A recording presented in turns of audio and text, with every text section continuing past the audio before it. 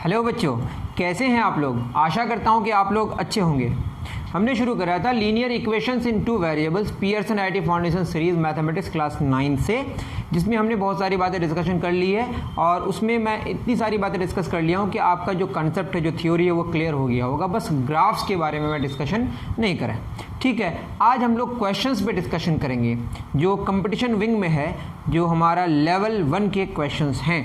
तो शुरू करते हैं लेवल 1 के क्वेश्चंस। अगर आपके पास बुक हो तो बहुत अच्छी बात है, और अगर नहीं है तो आप देखें, मैं क्वेश्चन तो कॉपी करूंगा। थ्योरी के साथ मैं कुछ क्वेश्चंस को डिस्कस कर लिया हूं, लेकिन तब भी यहाँ पे अभी सारे क्वेश्चंस को एक बार फिर डिस्कस कर लूँगा। How many pairs of X and Y satisfy, question में है how many pairs of X and Y, how many pairs of x and y satisfy the equations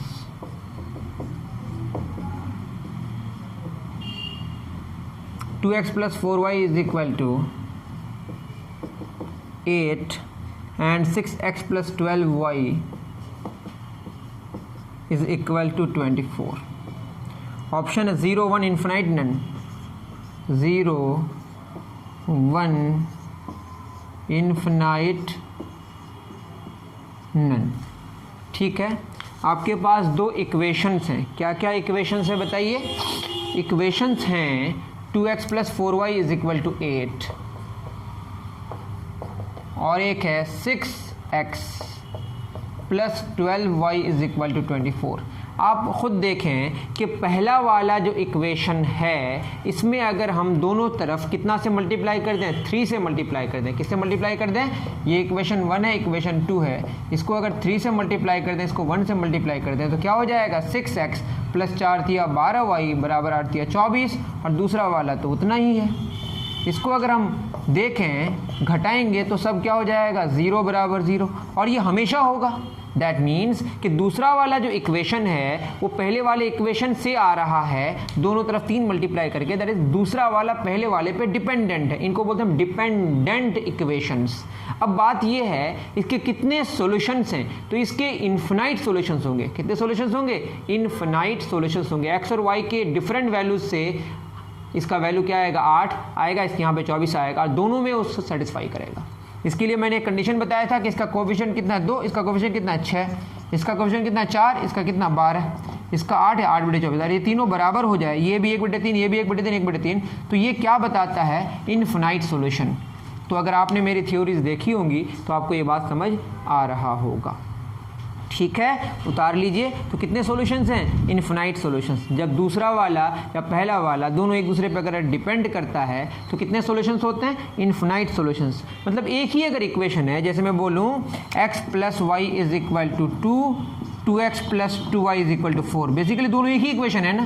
तो x और y के कितने सारे आपके वैल्यूज़ होंगे जो ये दोनों को सेटिस्फाई करेगा। जैसे 1, 1, 2 इसमें आएगा, इसमें 4 आएगा। अगर यहाँ पे मान लो 2 और 0, तो यहाँ 2 + 0 2 आएगा, यहाँ पे पुट करके देखिएगा 4 आ जाएगा। यहाँ पे मैं अगर लूँ 3 और -1, इसके लिए भी सेटिस्फाई करेगा, इसके लिए भी सेटिस्फाई करेगा। आप देख सकते हैं इस तरह से इन्फिनाइट एक्स और वाई के वैल्यूज मिलेंगे जो दोनों इक्वेशंस को सेटिस्फाई करेगा, क्योंकि दोनों एक ही इक्वेशन है, डिपेंडेंट इक्वेशंस कहते हैं। और इनके सॉल्यूशंस कितने होते हैं, इनफिनाइट सॉल्यूशंस। इनके जो कोएफिशिएंट्स होते हैं एक्स वाई और कांस्टेंट टर्म के जो रेशियोज होते हैं वो आपस में बराबर होते हैं, जो मैंने थ्योरी पे डिस्कस कर लिया है। चलिए, ये बात समझ आ गई। तो कितने इसके हो गए, infinite. Second number, find the value of k for which, find the value of k for which the system of linear equations kx plus 2y is equal to 5 and 3x plus y equal to 1 has 0 solutions। कितने solutions, 0 solutions. अब बताइए, ये दोनों हमारा equations है, 0 solution. Options क्या है, option है 6, 3, 4, नन। 6, 3, 4 और नन। कोई बात नहीं। अब बताइए, ये दो हमारे पास इक्वेशंस हैं। जीरो सॉल्यूशन का क्या मतलब है, एक भी सॉल्यूशन नहीं होगा। आपको पता होगा जीरो सॉल्यूशन के लिए कंडीशन क्या है, इन दोनों के रेशियोज और इन दोनों के रेशियोज बराबर होंगे और कांस्टेंट टर्म्स के जो रेशियोज हैं वो बराबर नहीं होंगे। आप अगर मेरे थ्योरीज देखे होंगे समझ आएगा k/3 बराबर क्या होगा 2 बटे इसके साथ क्या मल्टीप्लाइड है 1 इज़ नॉट इक्वल टू क्या होना चाहिए 5/1 और ये बराबर है भी नहीं। दैट मीन्स इसको अगर सॉल्व करें k × 1 बराबर 2 × 3 दैट इज़ k का वैल्यू क्या होगा 6। ये आपको अच्छे से जानने की ज़रूरत है। ठीक है, उतार लीजिए। अब ये 2 क्वेश्चन तो हमने कर ही लिए थे, लेकिन अब जो हम जो अब करने वाले हैं वो क्वेश्चन, इस क्वेश्चन को अभी हमने डिस्कस नहीं किया है। अगर आपने थ्योरी मेरा देखा होगा तो थ्योरी के साथ साथ हमने ये फर्स्ट और सेकंड जो क्वेश्चन हमने अभी करे ये क्वेश्चन हमने पहले ही डिस्कस कर लिया है। ठीक है, अब क्वेश्चन है find the minimum value of, find the minimum value of क्या x-3 का मोड प्लस 11। ठीक है, 8 11 0 -8 8 11 0 -8 ये आपका इसका मिनिमम वैल्यू चाहिए। कोई बात नहीं, अगर आपको नहीं पता कि मोड क्या है तो मैं थोड़ा डिस्कस कर लेता हूँ। मोड का मतलब ये हमेशा इसका वैल्यू कभी भी इसका वैल्यू निगेटिव नहीं हो सकता। क्या नहीं हो सकता? निगेटिव नहीं हो सकता। जैसे मैं बोलूँ मोड x तो ये x का वैल्यू हम निगेटिव भी पुट कर सकते हैं, पॉजिटिव भी पुट कर सकते हैं और 0 भी पुट कर सकते हैं।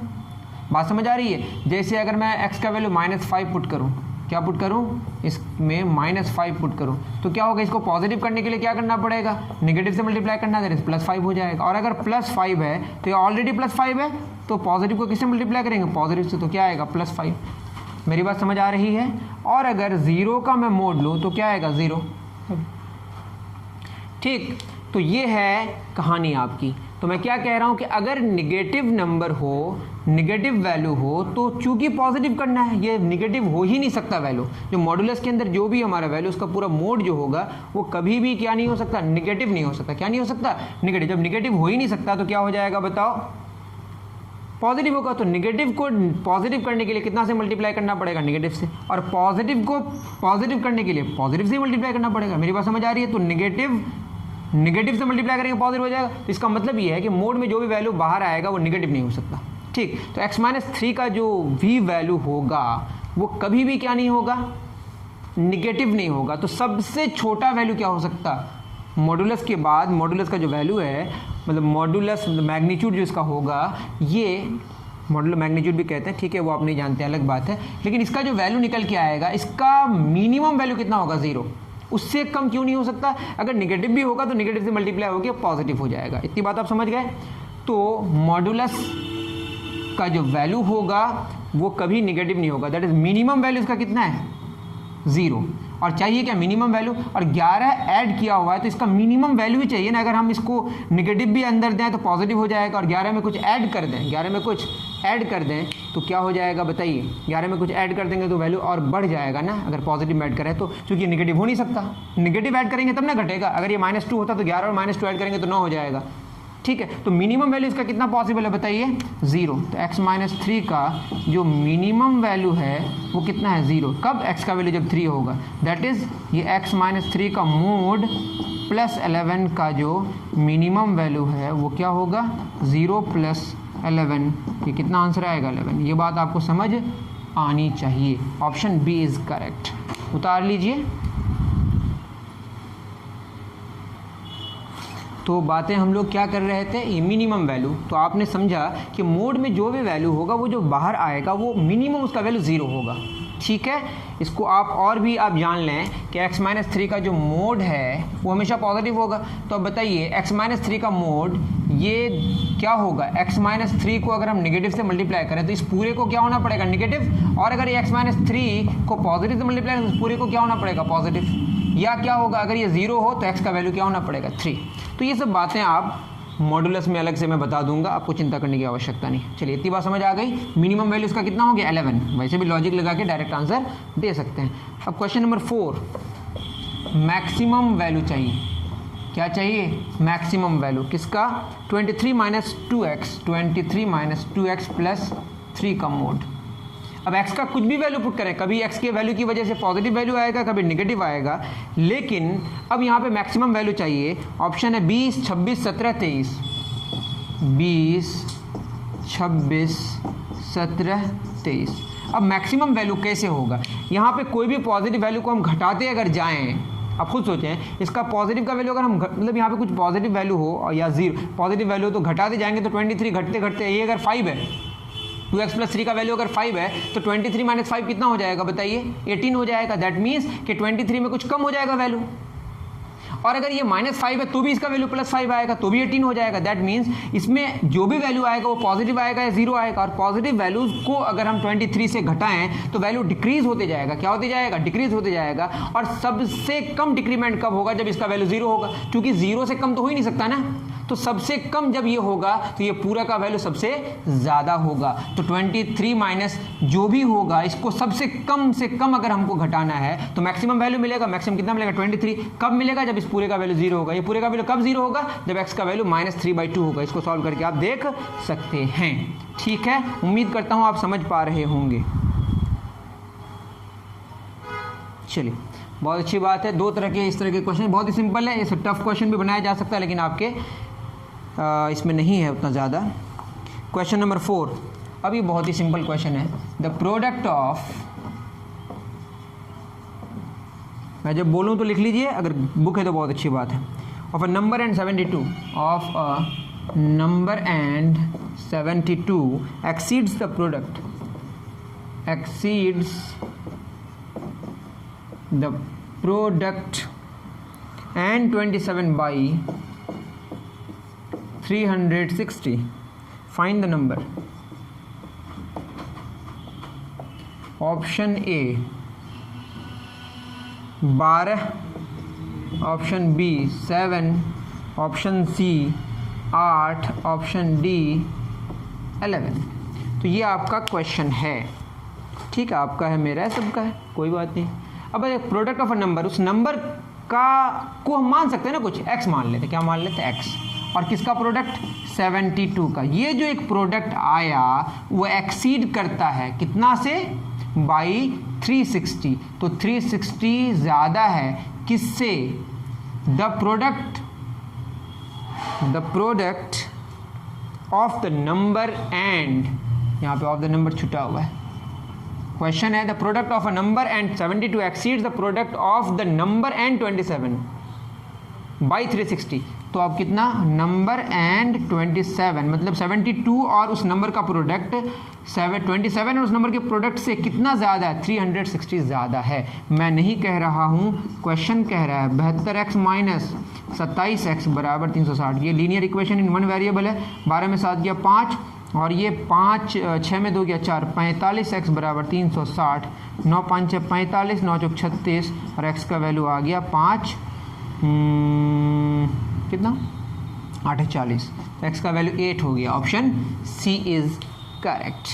ठीक है बच्चों, उतार लीजिए। जो भी एनसीईआरटी और सीबीएसई के बच्चे हैं, अगर उसको लगता है कि मैं बिल्कुल टफ क्वेश्चंस करा रहा हूँ, मेरा बिल्कुल फोकस है कि क्लास 9th में जो बच्चे हैं जो सीबीएसई बोर्ड में हैं उसके लिए भी ये क्वेश्चंस बहुत ही इंपॉर्टेंट है।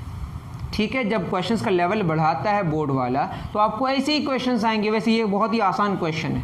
तो जो मैं करा रहा हूँ ये आप सोचें कि बहुत सारे और भी चैप्टर्स है जो मैं करा सकता था, बहुत सारे और भी क्वेश्चन जो मैं करा सकता था, लेकिन उन्हीं क्वेश्चंस में ज़्यादा मैं फोकस कर रहा हूँ जो आपके बोर्ड में भी काम आए। और ऐसे क्वेश्चन करने से आप एनसीईआरटी और जो एग्जाम्पलर प्रॉब्लम्स हैं वो आप खुद करने की कोशिश करें और आपके बन जाएंगे। ये मैं पूरी उम्मीद करता हूँ, और ना बने तो मैं हूँ। ठीक है, चलिए कोई बात नहीं। Question number 6, the total cost of 10 erasers, the total cost of 10 erasers and 5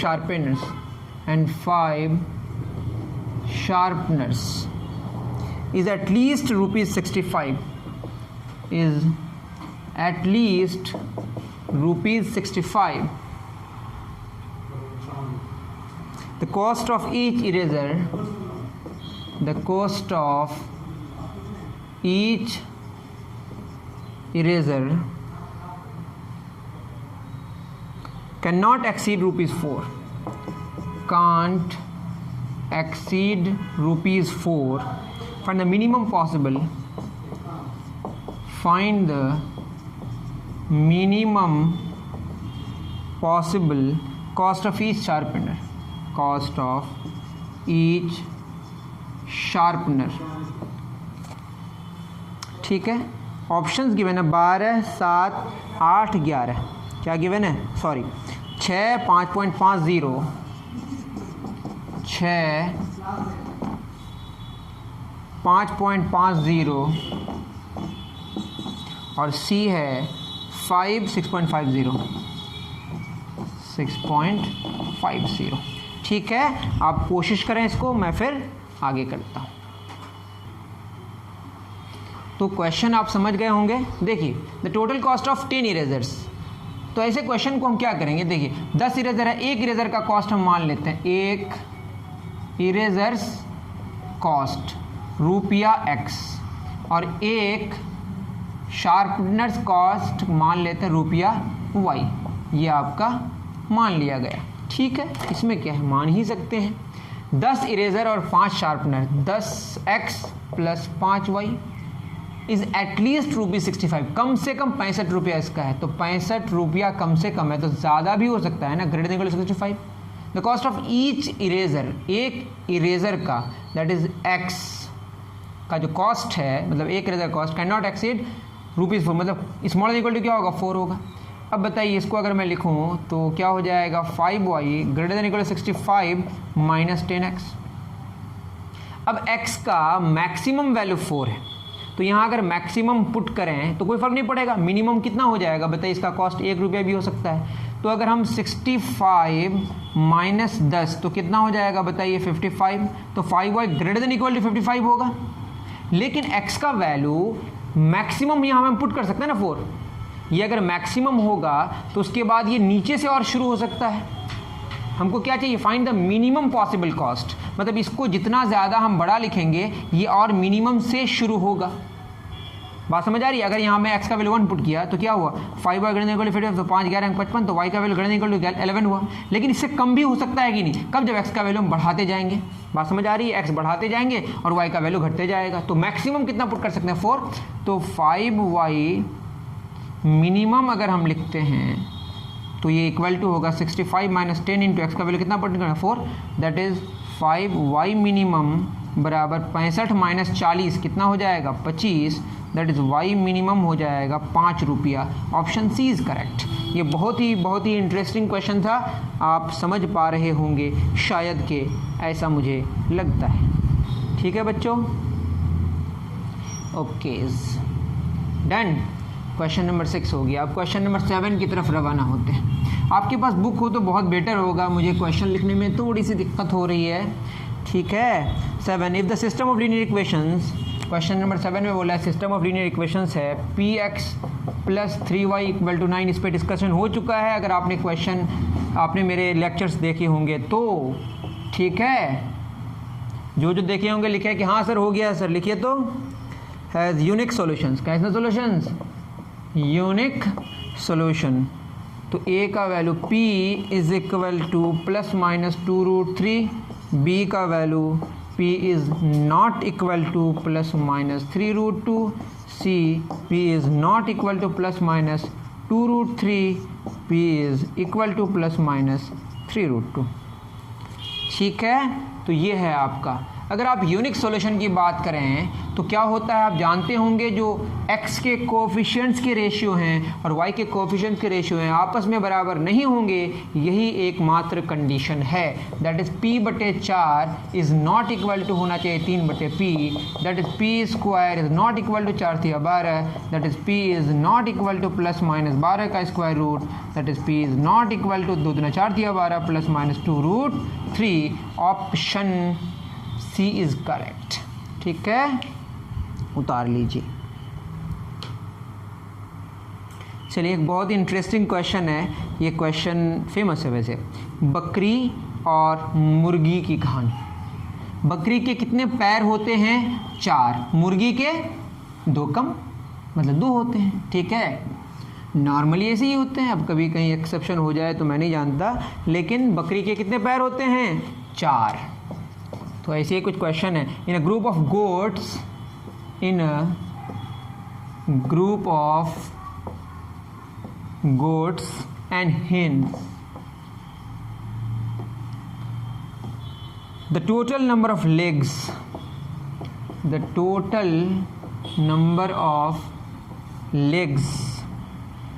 is 12 more than twice the total number of heads.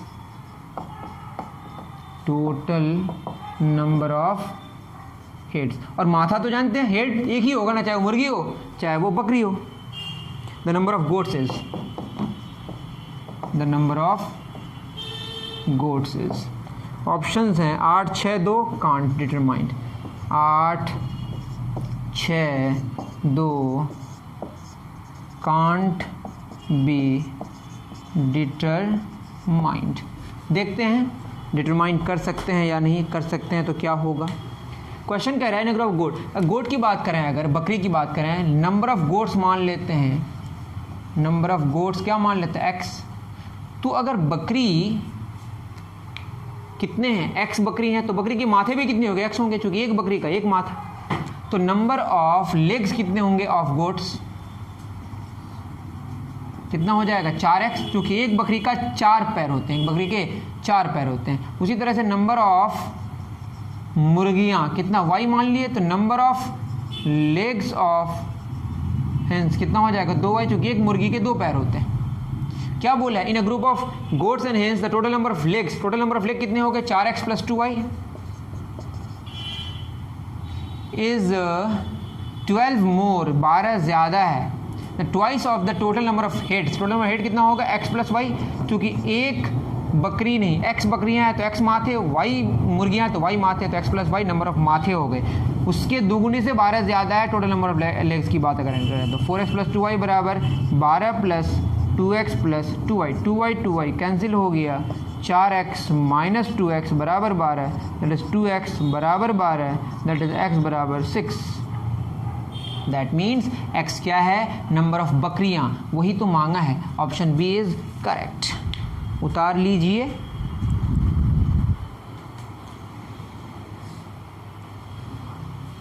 चलिए बहुत अच्छे. क्वेश्चन नंबर 8 हो गया. अब क्वेश्चन नंबर 9 थोड़ा फटाफट करने की अब कोशिश करते हैं. क्वेश्चंस टोटल कितने दिख रहे हैं, 22 होगा. 8, 9 नंबर क्या बोला है, 9 नंबर में बोला है कि द सिस्टम ऑफ इक्वेशंस इतना एंड इतना हैज़ इन्फिनाइट सॉल्यूशंस. ये भी मैंने करा दिया है शायद.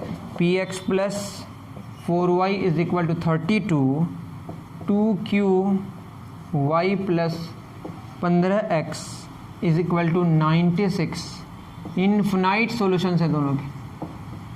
तो p - q क्या होगा, option A -1, option B 1, option C 0, option D 11. तो इन्फिनाइट सॉल्यूशन के लिए क्या होंगे, सारे रेशियोज आपस में बराबर होंगे.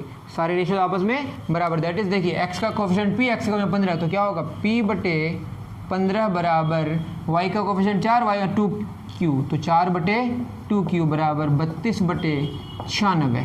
तो कितना हो जाएगा, p/15 बराबर 2 दूना 4, 2/q बराबर 8 चौक 32, 8 8 16, 4 3 12, 1/3. दैट इज p/15 बराबर 1/3, 3 5 15, तो p का वैल्यू आ गया 5. उसी तरीके से 2/q = 1/3, q का वैल्यू 6. आपको क्या चाहिए, p - q -1 आ जाएगा. ठीक है, ऑप्शन ए इज़ करेक्ट अगर मैं सही हूँ तो. क्वेश्चन नंबर 9 का देख लेता हूँ. क्वेश्चन नंबर 9 का मैं देख लेता हूँ बी. क्वेश्चन नंबर 9 का ए बिल्कुल सही है, ऑप्शन ए इज़ करेक्ट. उसके बाद क्वेश्चन नंबर 10 उतार लीजिए. क्वेश्चन नंबर 10 क्या कह रहा है, फटाफट कर दे रहे हैं. क्वेश्चन नंबर 10 क्या कह रहा है, 1,4 is the point of intersection. 1,4 if लिखा है क्वेश्चन में, if 1,4 is the point of intersection. Point of intersection मतलब सॉल्यूशन है उसका, यूनिक सॉल्यूशन. ठीक है, of the lines of 2x + by = 6 and 3y = 8 + ax. Then find of then a minus b = what? Option A 2, option B 3, option C 4, option D -3. ठीक है। 1,4 solution है, मतलब intersect, दो लाइंस हैं, दोनों एक जगह आके इंटरसेक्ट कर रहा है, कहाँ पे 1,4 पे, मतलब 1,4 इसको भी सेटिस्फाई करेगा, 1,4 इसको भी सेटिस्फाई करेगा, मतलब ये 2x plus b y is equal to 6, तो 1x का वैल्यू 1 और y का value 4 equal to 6, that is 4b is equal to 6, 2 into 1 2, 6 minus 2, 4b is equal to 6, तो b का वैल्यू 1। उसी तरीके से दूसरा 3y is equal to 8 plus ax, तो यहाँ y का वैल्यू कितना पुट करना पड़ेगा 4, 8 प्लस a इंटू एक्स का वैल्यू 1। इस तरह के क्वेश्चन शायद आप नहीं सॉल्व किए होंगे। 12 प्लस 8 तो -8, a इंटू 1 a, 12 में 8 गया 4, किए हैं तो बहुत अच्छी बात है। a का वैल्यू 4 आया, b का वैल्यू 1 आया, a minus b, that is 4 में 1 गया 3, ऑप्शन b इज़ करेक्ट। तो क्वेश्चन नंबर 10 का ऑप्शन नंबर b चेक कर लेते हैं, बिल्कुल सही है, ठीक है, उतार लीजिए, डन, बहुत अच्छे, जल्दी जल्दी करें, सारे क्वेश्चन सॉल्व करने हैं। Question 11, 5u plus 3v is equal to 5u plus 3v is equal to 13uv, उसके बाद u minus v is equal to uv, तो आपको चाहिए u और v का वैल्यू, u और v क्या होगा, ऑप्शन ए 2,1 हाफ 1, 2 1 हाफ 1 1 हाफ 1 2, 1 हाफ 1 2, ठीक है। अब देखिए 5u प्लस 3v 13uv, अगर इसको हम सॉल्व करने की कोशिश करें तो क्या होगा, 5u प्लस 3v बटे uv बराबर क्या हो जाएगा 13, ऐसा लिख सकते हैं। अब बताइए, इसको लिख सकते हैं 5u बटे uv प्लस 3v बटे uv is equal to 13, u cancel, that is 5 बटे v प्लस v कैंसिल, 3 बटे u बराबर 13, एक इसकी ज़रूरत पड़ेगी। दूसरा u minus v is equal to uv, that is यहाँ 1 मल्टीप्लाइड है, u माइनस v बटे uv बराबर 1, दैट इज़ u बटे uv माइनस v बटे uv बराबर 1, u कैंसिल, 1 बटे v कैंसिल, 1 बटे u बराबर 1। ये किया हमारा इक्वेशन हो गया, या 1 बटे, ठीक है, इतना आप रख दीजिए। उसके बाद आपको सॉल्व करना है, क्या करना है, इसको यहाँ पे मैं लिख देता हूँ 5 बटे v प्लस 3 बटे u is equal to 13, 1 divided by v minus 1 divided by u is equal to 1। अब इसको मल्टीप्लाई कर देते हैं 3 से, इसको 1 से, तो क्या होगा, सॉरी, इसको 1 से, इसको 3 से, चूँकि कोई एक टर्म को सेम करना है एलिमिनेट करने के लिए, ठीक है, इधर भी 3 से मल्टीप्लाई करेंगे, उधर से भी करें, कोई फ़र्क नहीं पड़ने वाला। 5 बटे v प्लस 3 बटे u बराबर 13, 3 बटे v माइनस 3 बटे u बराबर 3, क्या हो जाए कैंसिल, 5 3 8 बटे v, 13 3 16, 8 दूना 16, दैट इज़ 1 बटे v बराबर 2, दैट इज़ v बराबर क्या निकल गया, हाफ, v तो हाफ हो गया, इन सब में तो b ही में नज़र आ रहा है, तो आप v का वैल्यू यहाँ पे पुट करें, करके u निकाल लें तो आपका वैल्यू निकल आ जाएगा b, ठीक है, ये आप खुद करें, इतना तो कर ही सकते हैं। 11 नंबर का c बिल्कुल गलत आया, क्यों, क्योंकि क्या v का वैल्यू हाफ आया, सेकंड में v है, ठीक है, तो v हमारा हाफ आया, v तो हाफ सही मैंने यहाँ लिखा था, तो v हाफ आया, ये c ऑप्शन होगा। v हाफ पुट कर दें यहाँ पे, v हाफ पुट करें तो 1 बटे हाफ माइनस 1 बटे 2 बराबर 1, तो हाफ ऊपर 2 हो जाएगा, माइनस 1 बटे u बराबर 1 माइनस 2, माइनस 1 बटे u बराबर माइनस 1, दैट u का वैल्यू 1 आएगा, तो u 1 आया और v हाफ आया। वैसे ईजी है, आगे तो आप कर ही सकते हैं, बस मैंने ऐसे ही कर दिया, आप हमसे बहुत अच्छा कैलकुलेशन कर सकते हैं, ठीक है। चलिए नेक्स्ट क्वेश्चन नंबर 12,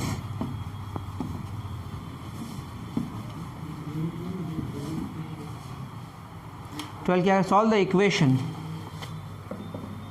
क्या इक्वेशन है, 4 2 पे पावर x माइनस 1, अच्छा क्वेश्चन है, प्लस 9 3 पे power y minus 1 is equal to 17, और 3 2 पे पावर x माइनस 2 3 पे power y is equal to 6। x और y का वैल्यू निकालना है, तो ऑप्शन ए क्या निकालना है, x y का वैल्यू क्या होगा, तो ये 2,1, option B -2, -1, option C 2, -4, option D 1/4 -1/2।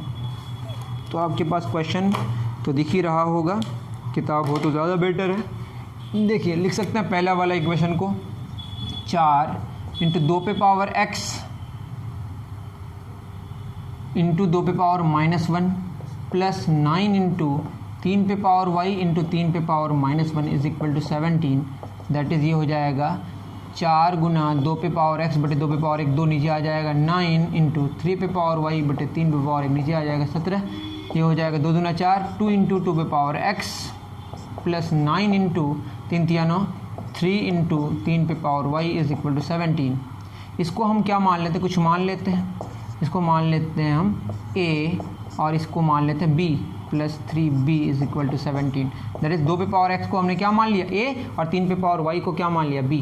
उसी तरीके से 3 गुना 2 पे पावर x क्या मान लिया गया है a, तो 3a minus 2b is equal to 6। अब आपके पास दो इक्वेशंस हैं, इसको हम 1 मान लेते हैं, इसको 2 मान लेते हैं। यहाँ 3 या 2 है तो इसको हम 2 से मल्टीप्लाई कर दिया, इसको 3 से, तो 2 दूना 4a प्लस 3 दूना 6b इज इक्वल टू 17 दूना 34, 3 तिया 9a माइनस 3 दूना 6b इज इक्वल टू 6 तिया 18, ये कैंसिल हो गया, 9 4 13a is equal to 8 5 52, a का वैल्यू आ गया 4 और a कितना लिया 2 पे पावर x, 2 पे पावर x 4, 2 पे पावर x बराबर 2 पे पावर 2, तो x का वैल्यू कितना आ गया 2, x 2 आ गया। उसी तरीके से यहाँ से a जब 4 निकल गया, यहाँ पुट कर देते हैं a का वैल्यू, तो 2 गुना a कितना है 4 plus 3b is equal to 1, तो 3b बराबर 4 दूना 8, 1 में 8 गया -7, तो b का वैल्यू आया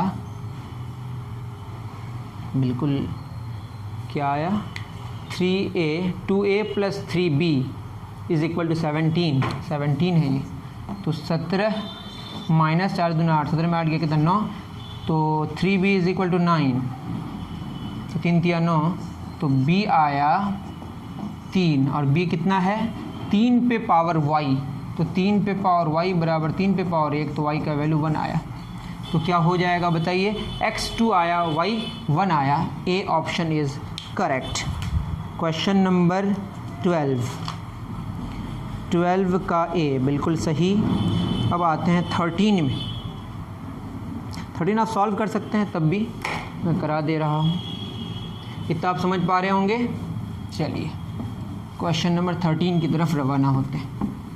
ऐसे क्वेश्चंस आते हैं आपके बोर्ड में भी, इतना भी मतलब ऐसा हल्के में ना लें कि क्लास 9th में जो CBSE में बिल्कुल आसान क्वेश्चंस आएंगे।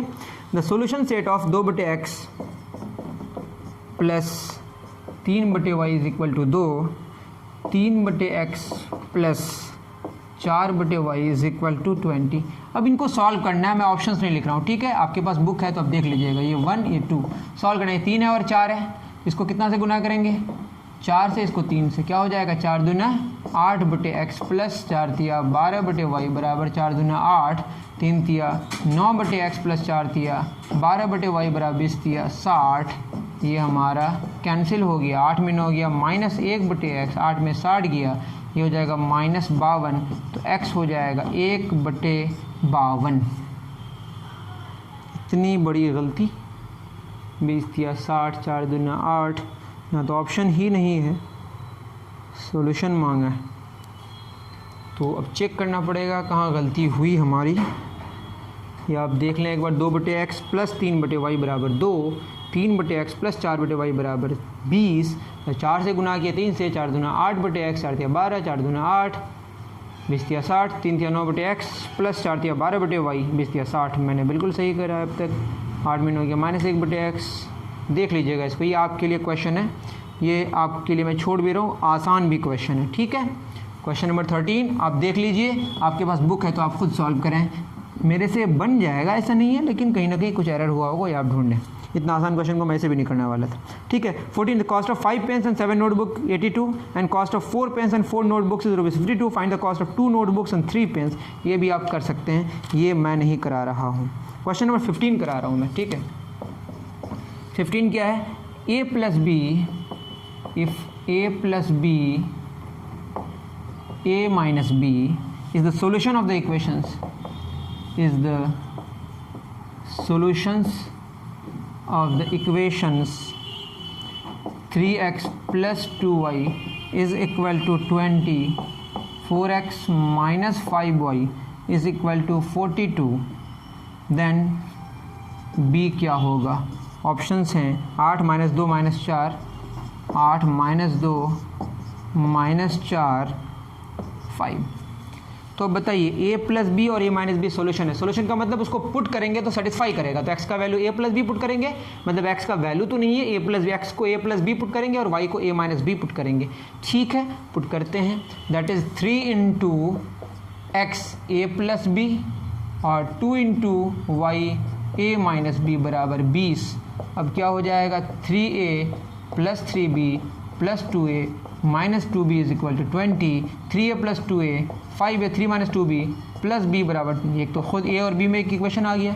उसी तरीके से x कितना पुट करेंगे? सेकंड इक्वेशन में a plus b plus 2 into minus 5 into a minus b is equal to 42, that is 4a plus 4b minus 5a plus 5b is equal to 42, 4a minus 5a minus a, 4b plus 5b 9b is equal to 42।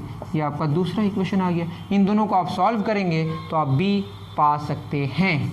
ठीक है, इन दोनों को क्या करेंगे? आप solve करेंगे तो b पा सकते हैं। कर ही लेता हूँ, नीचे लिख देता हूँ 5a plus b is equal to 20। Eliminate किसको करें? a को एलिमिनेट कर देते हैं, इसको मल्टीप्लाई कर देते हैं 1 से, 5 से, इसको 1 से। ठीक है, तो क्या हो जाएगा? Minus 5a plus 9 5 45b is equal to 5 अब फिर सही कर रहा हूँ, गलत कर रहा हूँ? ठीक है देख लेते हैं। तो 21 210 और ये हो जाएगा 5a plus b is equal to 20। इसको ये कैंसिल हो जाएगा, 45b और 1b कितना? 46b इज इक्वल टू 210 और 20 कितना हो जाएगा? 230। तो इसको सॉल्व करें अगर 46 5 जा, बिल्कुल सही, 46 5 जा, तो b का वैल्यू 5 आया। Option D is correct. देख लेते हैं मिला के 15 नंबर। क्वेश्चन नंबर 15 का D, option D is correct, बिल्कुल सही है। चलिए, अब जो क्वेश्चन है उसको मैं तो नोट नहीं कर सकता, मैं पढ़ रहा हूँ और आप सुने और क्वेश्चंस में कर दूंगा। आपके पास बुक होगा तो बेटर होगा। ठीक है, चलिए, और हमारे पास 16 17 18 19 20 21 22 ज़्यादा क्वेश्चंस नहीं है। क्वेश्चन पढ़ रहा हूँ, देखिए क्वेश्चन कह रहा है, क्वेश्चन नंबर 16 में, in a fraction if numerator is increase by 2, in a fraction को क्या मान लिया? x बटे y. In a fraction if numerator is increased by 2, that is x पर 2 हमने बढ़ा, x को 2 से बढ़ा दिया, x में 2 और इंक्रीज कर दिया, and denominator increase by 3, denominator is increased bye 3, ऐसा बोला है। इट बिकम्स 3 बटे 4, ये मैं नहीं कह रहा हूँ, क्वेश्चन कह रहे हैं। And if numerator is decreased bye 3 and denominator is decreased by 6, then it becomes 4 बटे 3। find the sum of numerator and denominator, that is x plus y क्या होगा? ऑप्शंस गिवन है, मैं बस क्वेश्चन करा रहा हूँ। मैंने कहा कि मैं उतारूंगा नहीं चीज़ों को, इसको सॉल्व करेंगे तो क्या हो जाएगा बताइए? 4x प्लस 4 दूना 8 is equal to 3y plus 3 किया 9, 4x माइनस 3y 9 में ऐड गया कि इक्वेशन ये आ गया। उसी तरीके से ये वाला में क्या होगा बताइए? 3x माइनस 9 बराबर 4y minus 6 Chowk 24, that is 3x minus 4y minus 24 minus plus 9, 9 में 24 क्या कितना हो जाएगा बताइए? ये हो जाएगा minus 24 plus 9, that is 3x minus 4y is equal to 14 में ना गया 5, 1 माइनस 15, ये दूसरा आपका इक्वेशन आ गया। दोनों को सॉल्व करेंगे तो आपका रिजल्ट आ जाएगा। ये सॉल्व करना आपको पहले से ही आता है, या खुद कर लें, x और y निकल जाएगा और x और y का फिर सम निकालना है। ठीक है, बहुत अच्छे।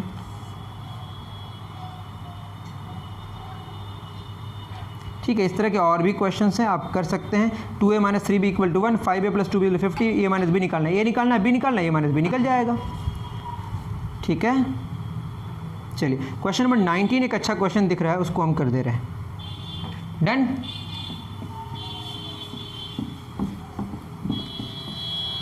क्वेश्चन नंबर 19 कह रहा है, if the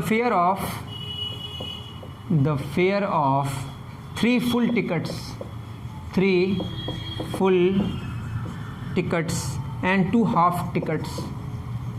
2 half tickets is rupees 204, and the fare of 2 full tickets and the fare of 2 full tickets and 3 half tickets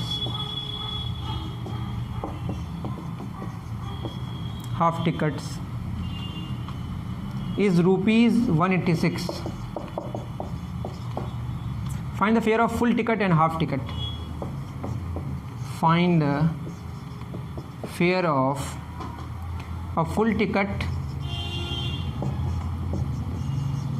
and a half ticket. ठीक है, आप सॉल्व करने की कोशिश कीजिए। ये हमारा लास्ट ही क्वेश्चंस हो जाएगा आई थिंक।